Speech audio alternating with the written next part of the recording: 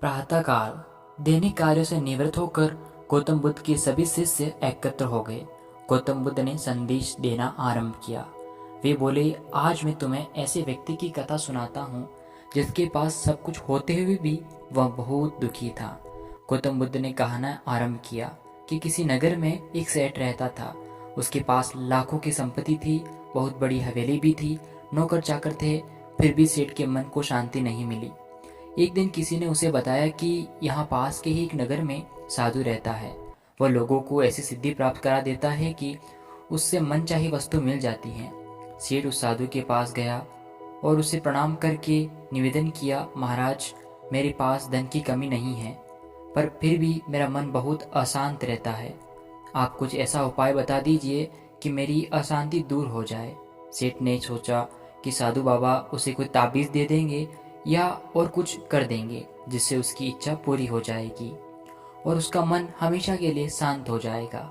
लेकिन साधु ने ऐसा कुछ भी नहीं किया, बल्कि अगले दिन उसने सेठ को धूप में बिठाए रखा और स्वयं अपनी कुटिया के अंदर छाया में जाकर चैन से बैठा रहा।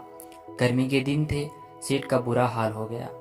उसको बहुत गुस्सा आया, पर उसने किसी तरीके से खुद को शांत किया। दूसरे दिन साधु ने कहा, आज तुम्हें दिन भर खाना नहीं मिलेगा।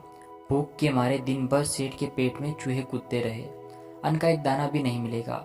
उसके मुंह में नहीं गया, लेकिन उसने देखा कि साधु ने तरह तरह के पकवान उसी के सामने बैठकर बड़े आनंद से खाए। सेठ उस रात बहुत परेशान रहा। वह एक क्षण को भी नहीं सो पाया। उसे नींद ही नहीं आई। वह रात भर सोचता रहा कि साधु तो बड़ा स्वार्थी निकला। तीसरे दिन सवेरा होते ही उसने अपना बिस्तरा बांधा और चलने को तैयार हो गया।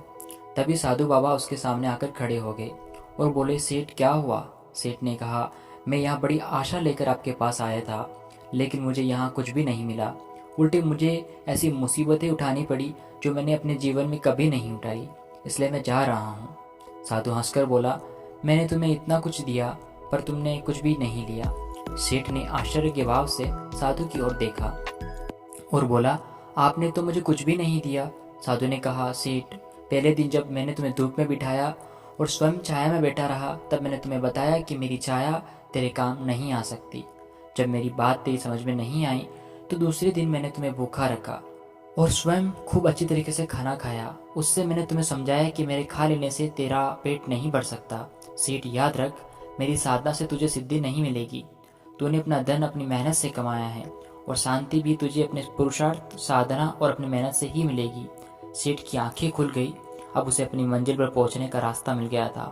साधु के प्रति आभार व्यक्त करता हुआ वह अपने घर लौट आया।